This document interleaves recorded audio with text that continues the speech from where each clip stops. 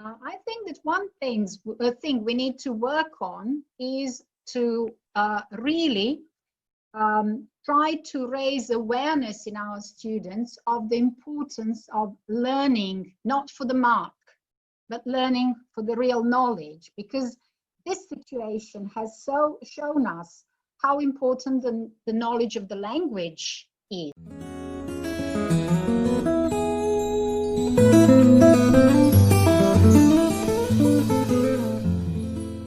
Cheers all over the world to meet you again. This is Daniel. Thanks for watching my channel, Techno Education. Today I'm going to talk about a very hot topic, that is how to conduct assessment during the COVID-19 pandemic. Okay, so today I have a guest, a special guest, and my guests are always specials, as usual, I guess. And she's from a country which is far from Indonesia. So everyone, she obtained her master's degree from the Faculty of Philology, the University of Belgrade. Her teaching experience and expertise of holding workshops and seminars are awesome. She has become an Oxford University Press teacher trainer and English language consultant for the Ministry of Education. She has been working for Cambridge Assessment English for various roles for years. And I met her at the University of Maryland in 2011, if I'm mistaken, right? USA. She was representing Serbia at the time. I believe she did that because she completed and she did a fantastic job and she took language assessment. So everyone, let's welcome Alexandra Sekulic from Serbia. Hey, Alex, how are you? Hey, Daniel, thank you very much for this great opportunity to share some of my knowledge with other colleagues all over the world.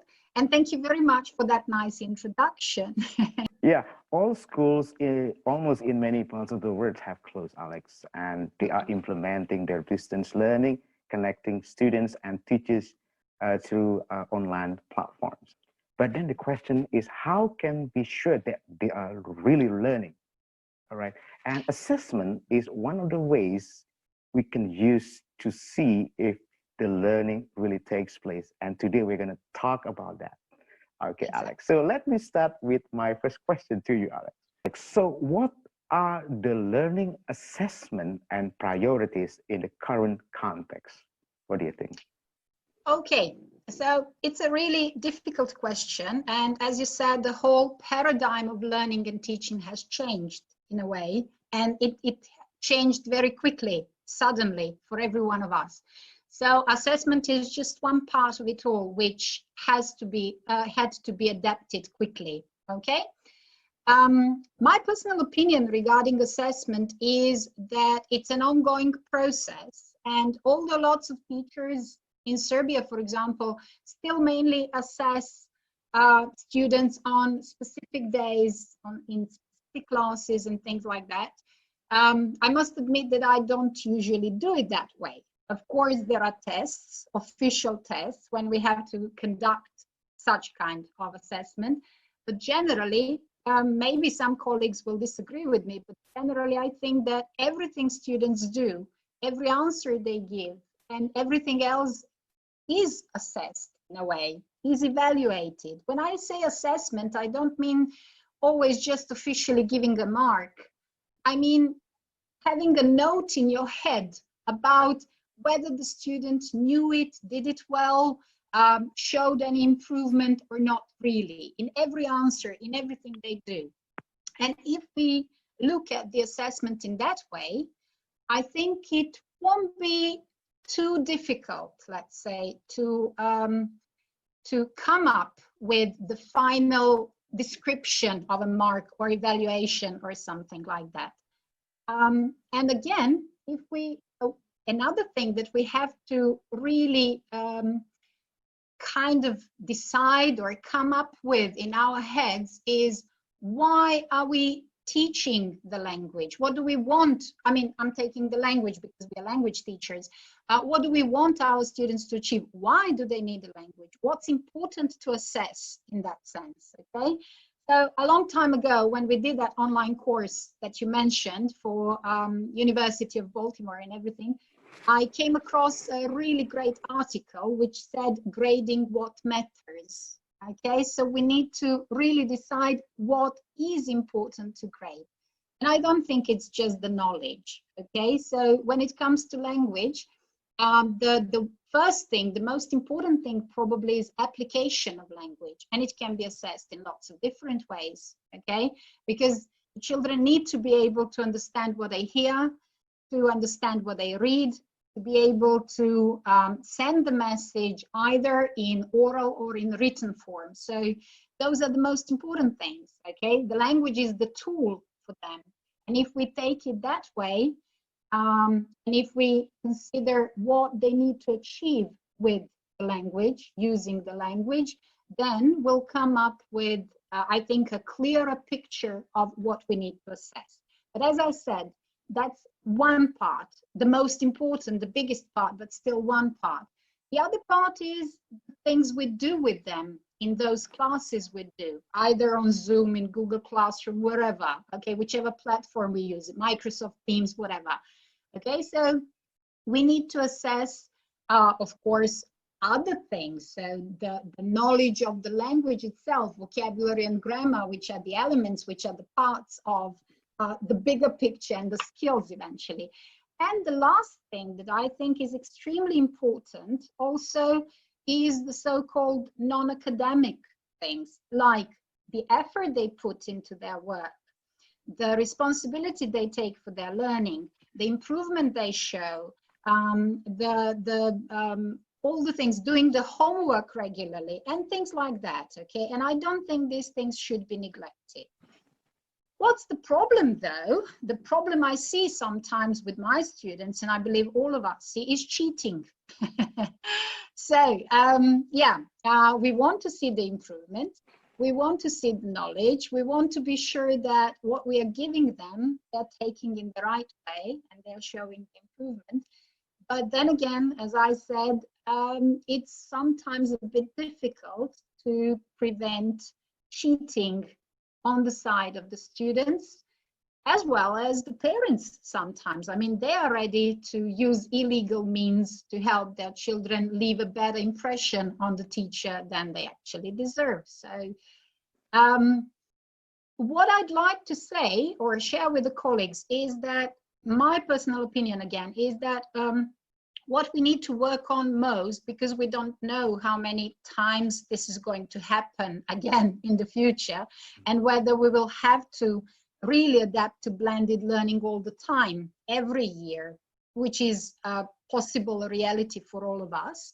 I think that one thing we need to work on is to really try to raise awareness in our students of the importance of learning, not for the mark, but learning for the real knowledge, because this situation has so shown us how important the knowledge of the language is, other subjects as well, but the language, English language most specifically, is.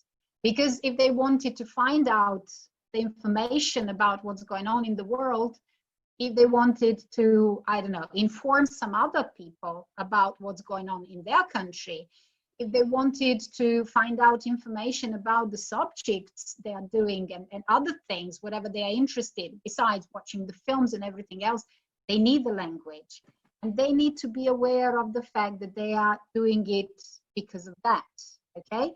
And that they should take the responsibility for their knowledge and everything. And that assessment per se is not the most important thing. That the assessment should be exactly the mark, the show of the advancement, the improvement they make, okay? And that they should help you as a teacher come up with that mark by doing the critical assessment of themselves as well. I always include self-assessment in my final mark, and I always ask them to assess themselves on all the categories that I assess them on. So these are the things.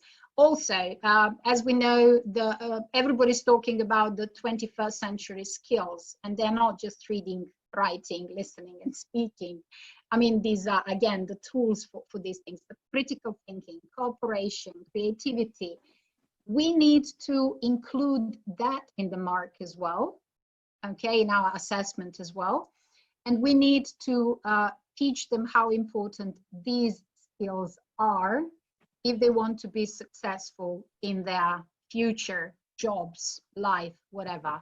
And that learning is a never-ending process. No matter how good they are at one point, there is always room for improvement. And that's very important to teach them. So by saying that, assessment can be done even during the COVID-19 pandemic. Definitely. And definitely. it is an ongoing process. Exactly, because whatever you do with your students, I mean, okay, I held a lot of Zoom lessons, okay, I had regular Zoom lessons with my students, and we had regular communication. We organized group work in breakout rooms during Zoom lessons. Since I'm the person who doesn't like not to have control of things often, what I did was ask them to record themselves and send me the audio recordings during that group work in breakout rooms, so I could hear what they might have had problems with and help them improve that. It wasn't just for the mark, okay, because as I said, I don't do things just for the mark, but everything they do ends up eventually in one way or another in that mark. So all these, as I said, mental notes I make in my head about, okay, this student did a really great job helping the others organize that group work well. It's a big plus, and it should be awarded in a way, and it should be shown through your mark eventually. Or this student didn't do anything for the group work, okay? Sometimes it happens, rarely, but it happens. So again, what was the problem? Did he feel shy, or he couldn't do, or he just didn't care, or whatever? So we need to communicate. And the most important thing with all that is you need to provide students with regular feedback on what they're doing, because it's not okay to wait for, I don't know, the end of the month or the end of the term or something to give them some feedback and to provide the mark. You need to do it regularly and say, well, you did a great job on this. Now pay attention to this, and you should work on this a bit more.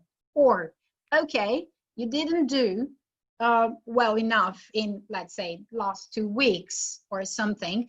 Please wake up and start doing the job properly, okay? So please, I know that you can do more, so give me that, show me that. You're not showing it at the moment. And things like that. I think that that type of communication between students and teachers, especially in a situation like this, when we don't see each other enough, okay, we sometimes see online, but the students usually keep their cameras turned off, so we don't even see them regularly.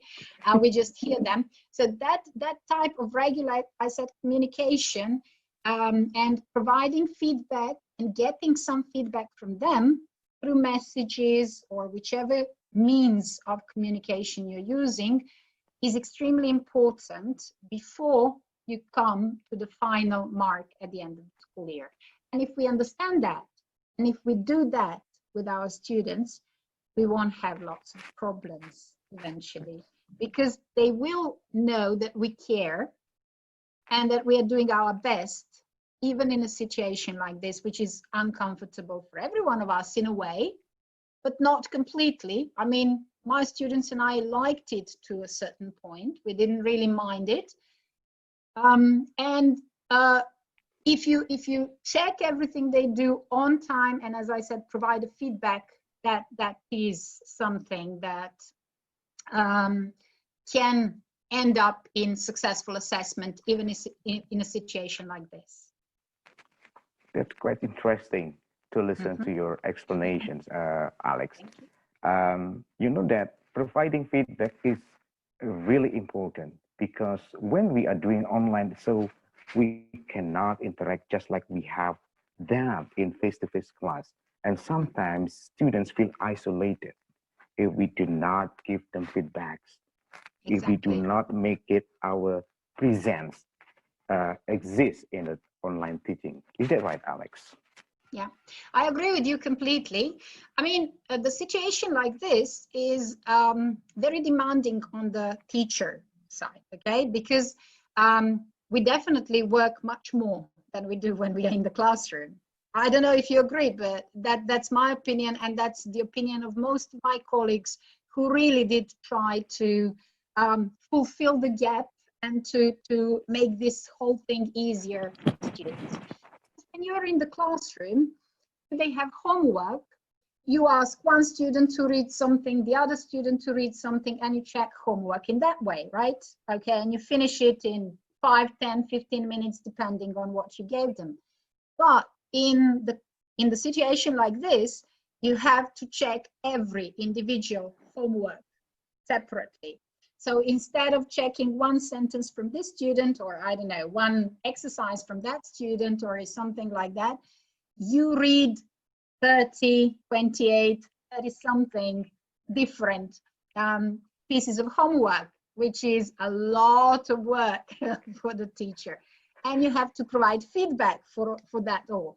Of course, there are ways to make it a bit easier. For example, I used a lot Google Forms to give them some grammar exercises or some vocabulary exercises and things like that, where I offered multiple choice or short answer or something. So those were automatic tests that could be marked automatically, and which reduced the time I needed to spend of checking that all. The disadvantage of the whole thing is sometimes you do not actually, you can't predict all the possible answers they can provide. So even if you prepare and automatically assess this, sometimes you have to go through it and again assess it yourself. If you don't do it, you are unfair to your students, okay? Because sometimes they provide a good answer, but it's not on the list of the answers you prepared in advance. That's one thing. The other thing is sometimes, for example, I'm not too strict when it comes to spelling. So if it's vocabulary, I want to see that they know the word, but if they miss a letter or, I don't know, misspell it slightly, I still treat it as their knowledge, okay? So they don't know it fully, but they still show some knowledge. And then I have to add a point for something like that. But again, despite all that, preparing quizzes or tests in that way does reduce the amount of time we spend assessing every single exercise, every single homework or whatever. On the other hand, if you want something more creative, more demanding, like essays, like paragraphs about something to express their opinion, which is necessary to do, you need to include other types of assessment. And I think they are extremely important. For example, what I asked my students do was they recorded themselves sometimes answering some of the questions we would otherwise discuss in class. Okay, so I would tell them, okay, think about the following questions, 2 or 3, no more than that. The ones which they were expected to provide a longer answer to, okay, a longer reply to, and they would record themselves, audio recordings, and send them to me for a checkup, okay? They uploaded it into the Google Classroom platform that we used. When we did the essays, for example, what I used a lot, and I find it very useful for the students, was PBWorks platform, because it's an interactive platform. They write the essay and then other students can see it as well, or other students can edit it, which I use sometimes, okay? So I ask all the students to write an essay, then I assign another student to check this person's essay and edit it a bit, and then the other student to check someone else's and edit it, and things like that, okay? So you get a lot of feedback in that way as well, and it does in a way reduce the teacher's work to a certain point, but not completely, because eventually you have to check it all, okay? And you have to provide the feedback on both students' work, okay? So, but okay, I know it's demanding. I know lots of teachers would say, but I have a life, okay? And if I do all that, how am I going to live? It's too much work. And I agree to a certain point, okay? I mean, we must not forget that we have a life as well, and it's not all about school and all about work and everything. But at least from time to time, you have to give them some meaningful tasks which require a bit more, like projects, like essays, like the recordings I told about, maybe discussions and things like that, because that's basically what the language is for, not just grammatical exercises or grammar exercises and vocabulary exercises. They are important, but just as a step towards reaching these higher goals and more important goals in a way. And they, as we said, they have to show their critical thinking skills through doing this task. I mean, we have to prepare the tasks in such a way that they have the ability to show the critical thinking or the creativity. One thing I recommend the colleagues, for example, which I used and my students liked it very much, was creating the infographic for the film, for example, they watched. So they did it in pairs or in groups, but they had to watch the film. They had to decide what the most important information is from the film that they want to present in the infographic. So tasks like that provide you with a lot of information for the assessment, okay? And even if there is cheating, you can see it, okay? You know what your students' abilities are. If they show something much higher than that, we know that cheating was involved. Yeah. That's interesting. So Alex, you know that some of the schools are in the transition, you know. They are going to complete this semester, but some other schools have completed the assessment. So let's talk about high stakes assessment. The high stakes are the tests whose results we are using to determine their fate, whether they graduate or they pass the exams or not. So now we are in the pandemic situation. Do you think that high stake assessment is still possibly to do, Alex?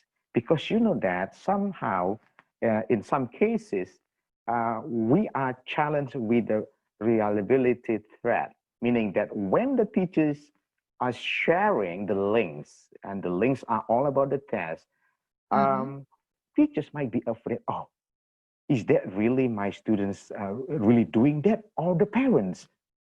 What do you think about that? Exactly. Well, the problem is, I think that's a very important question to ask. And I have I'm skeptical about how reliable these high stake tests can be the way we are doing other tests. So for formative assessment, it's completely okay. You can do it without any problems. And I mean, okay, again, even there might be some cheating and things like that, but that's a different thing altogether.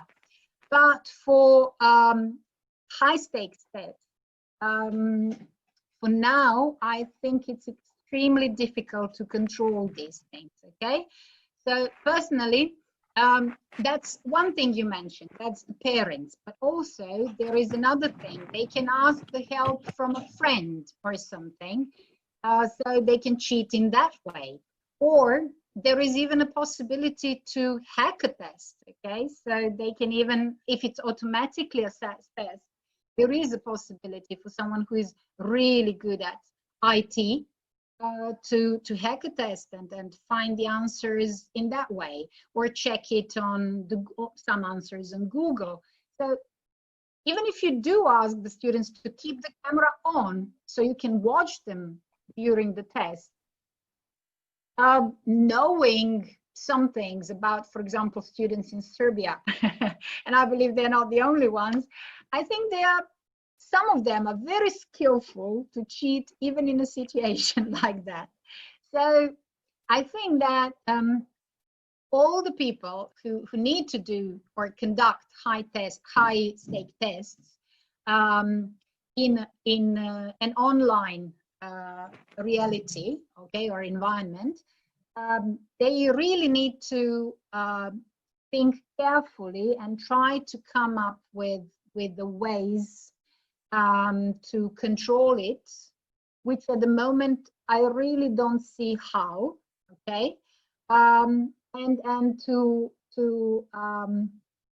I don't know, find a way if it's possible at all. As far as I know, for example, some articles I read was that countries like Britain or like France and similar countries did not conduct high-stake tests online.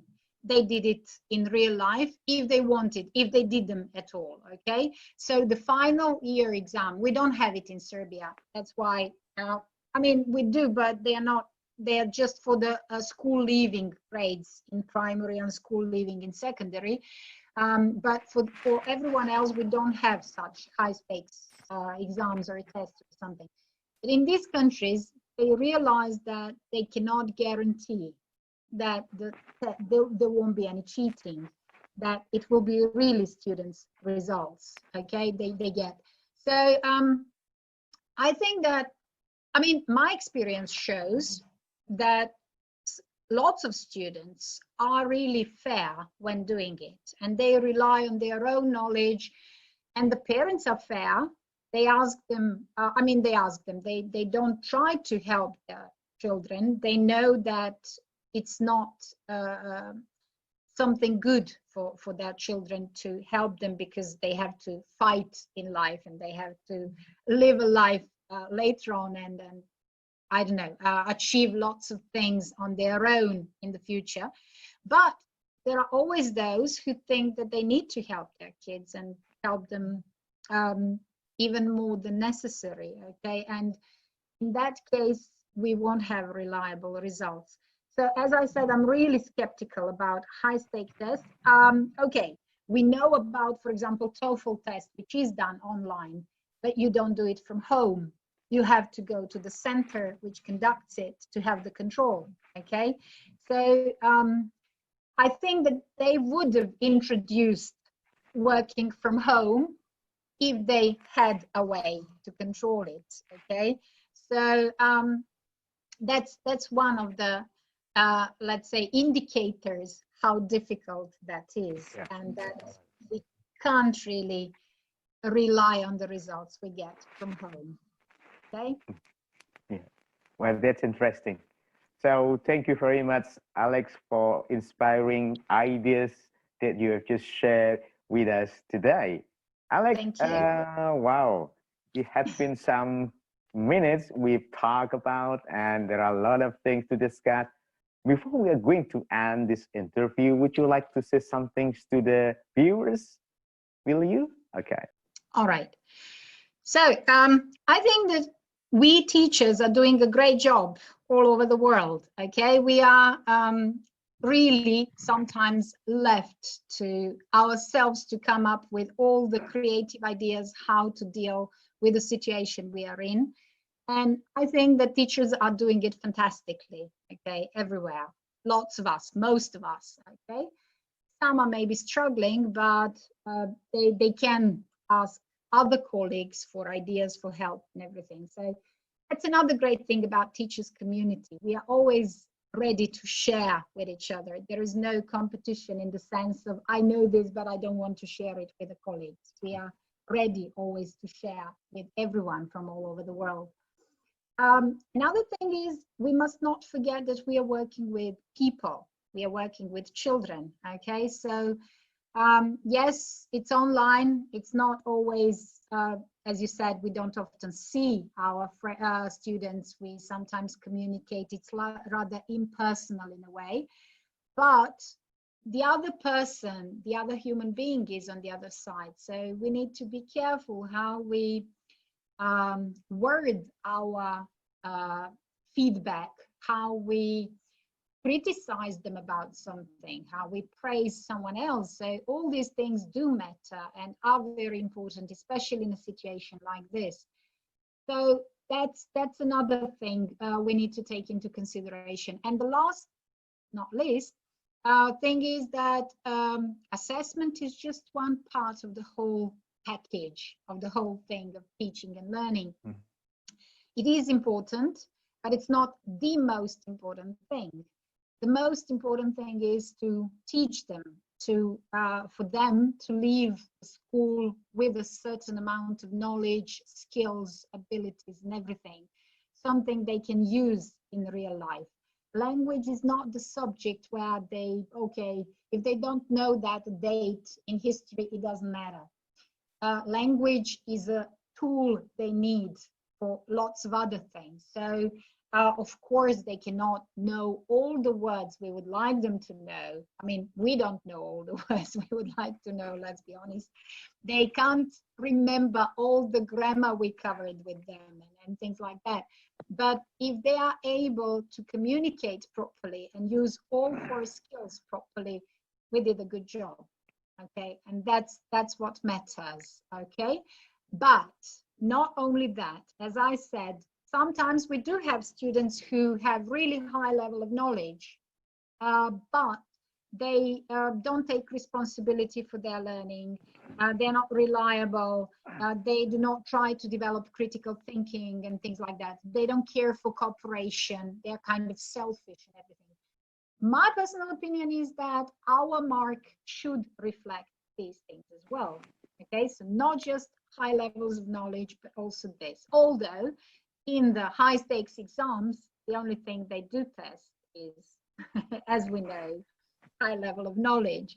Okay, so all these things, and if you can justify your mark properly, when I say properly, I mean if you have the explanation for everything that you took into consideration when you came up with your final mark, and if the students were informed all the way about all the things like improvement, non-improvement, and things like that, then you can be sure that there shouldn't be any problems with your mark, okay? That you really did your best to provide the best mark you could for that student. But as I said, you need to have clear justification for everything. So colleagues, please keep up the great work, okay? Don't be discouraged by the situation we are in. Personally, I think this is not the last one or the first. I mean, the first in a way, yes, it is, but it's not the last one. We are going to have lots of similar situations in the future. So try to get adjusted to blended learning. Put a pressure on the governments and ministries and everything to provide the equipment, to provide the education for you to be able to use these things, okay? Because they are there, they exist, but we're not equipped literally and figuratively to use it in the proper way sometimes. So put the pressure on all these bodies to give us the opportunity to use it in the best way. And if we do all that, I don't think there will be problems in the future. And for those who prepare high stakes exams, think about how you'll deal with the cheating. Because that's the biggest issue there. Okay.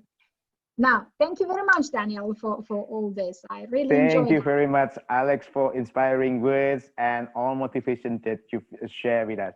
So again, Alex, again, I thank you very much and stay healthy there. Goodbye, Alex. The same everywhere. Please stay healthy, everyone, everywhere, and enjoy the summer, which is ahead of us.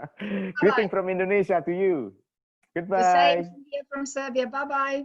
So everyone, thank you for watching my movies. I hope you like it. Don't forget to subscribe, and I'm going to keep you updated with some other interesting motivation movies. Thank you very much.